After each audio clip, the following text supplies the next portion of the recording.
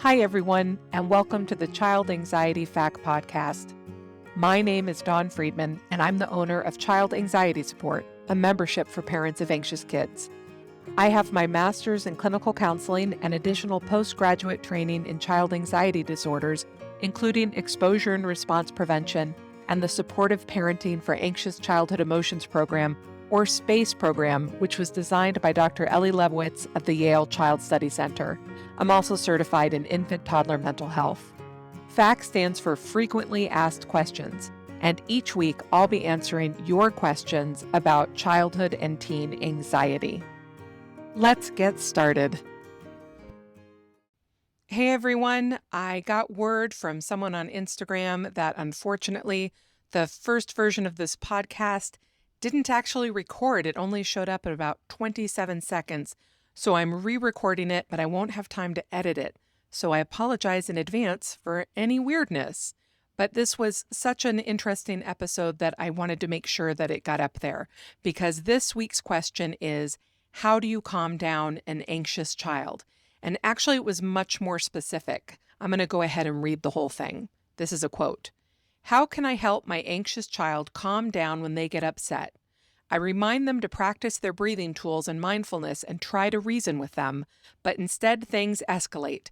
They insist that only getting rid of the perceived source of anxiety will help. I bet a lot of you can identify with this. And with this question, we're starting with the assumption that we should calm down an anxious child, which is not always true. That's not always our job, but we'll get to that in a bit. There's also another assumption, which is that we have the ability to calm down an anxious child, which is absolutely not true, or at least not always true. That's not always in our control. Sometimes we know just the right thing to say or do, and sometimes we don't. Sometimes our child or teen is just going to spiral beyond where we can help them. Let me right here, right now, say that if your child's anxiety is out of control, this is not because you have somehow failed to calm them down. So, let's reconsider the question.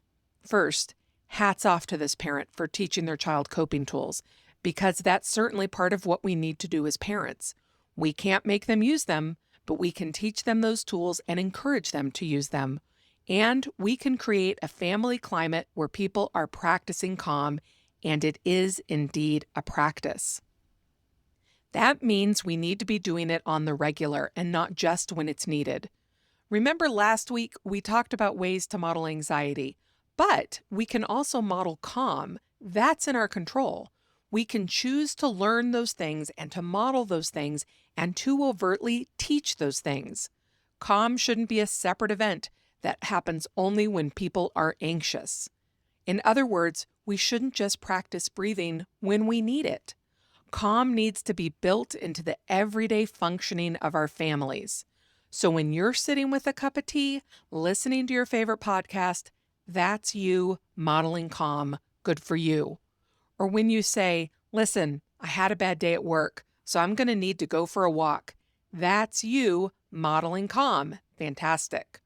Or when you're having a conflict with your child and you stop and take a deep breath, there you are, modeling calm like a boss again. As an aside, one of the arms of my Child Anxiety Support membership is CBT Family, which is a collection of ideas, resources, and activities to bring those cognitive behavioral tools to your family. So I encourage you to check that out if you're interested. Okay, so back to my answer to the question. This parent is already doing the most important thing, which is empowering their child. The other piece of this question is the part that says, and I quote, they insist that only getting rid of the perceived source of anxiety will help. Yeah, absolutely. And this is what we mean when we talk about accommodations. Think about it. If there's a tornado coming, you want to get away from it. You run down to the basement and you hole up. That's how healthy anxiety is supposed to work. It's supposed to protect us from danger. Unfortunately, if we are sensitive and prone to see danger when there is no danger, then that appropriate want to get away from danger isn't appropriate. It's not working for us. And we need to learn how to tolerate feeling like we're in danger so that we can assess the situation and make a more accurate decision. The way we learn to live with anxiety is twofold. One, we learn how to tolerate it long enough to acclimate to it. Two, we learn how to tolerate it long enough to acclimate to it so that we can think our way through it. Basically, we need to hang in there long enough to get out of our survival brain that's got us in fight, flight, or freeze so that we can access our higher order thinking brain. A child who is prone to anxiety will probably always be someone who is sensitive to the idea of danger, but they will get better and better at accessing their higher order brain so that when they're feeling scared, they can think, is this a tornado, or am I just worried about tomorrow's work presentation? Of course, this sounds a lot easier than it is. When your child is in fight, flight, or freeze, that's just where they are, and they're expecting us, as their parents, their protectors, to protect them. I want you to know and to remember that you are protecting them, okay? They are safe. They don't feel safe, but they are safe. You may need to tell yourself that and to sit on your hands so you don't react. When we take action, we're telling them that they're right to be afraid because we're matching their level of urgency. I encourage you to remember that your presence, your literal presence, if you're able to tolerate enough to stay in the room with them, or your figurative presence, because you have been a loving, supportive parent all of their lives, is a help. You are helping. Doing nothing is helping, even if they don't think so. If you can stay calm, then you are helping by raising the level of calm in the room. If you are able to practice your own CBT tools, then you are helping by modeling practicing CBT tools. Please remember that. In other words, you don't always need to do more. Doing more when kids are already agitated can add to the agitation or prolong it. Again, doing nothing can be a help. I'm going to add here that sometimes in my therapy practice, when I feel the urgency of my anxious clients and they want me to do something, fix their pain or worry, I picture a big sign behind them that says, "Don't just sit there, do nothing," as a reminder that being present and calm is my job in the moment. You can tell that doing nothing is doing something because it's so hard. It's work, right? Now, of course, there are nuances in the answer to this question, depending on your child's age, what's upsetting them, and what you're trying to do, like if you're trying to get out the door and you've got a timeline that you're stuck with. But right now for this episode, I really want to give you a new way of looking at support.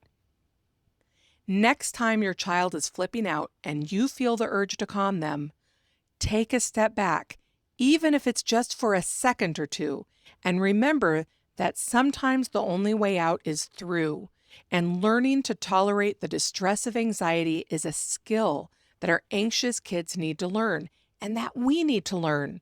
We also need to learn to tolerate the distress of their anxiety. I'd love to hear your thoughts about this episode, and I look forward to talking to you next week. Thank you so much for tuning in this week.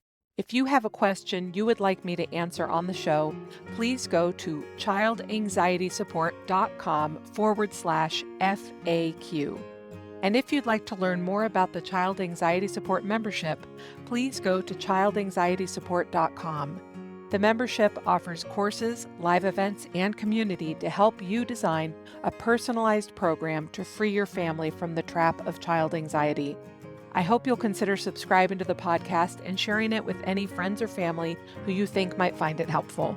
You can get more of my child anxiety content over at Instagram, where I'm Dawn Friedman, MSED, or on Facebook at the Child Anxiety Support page.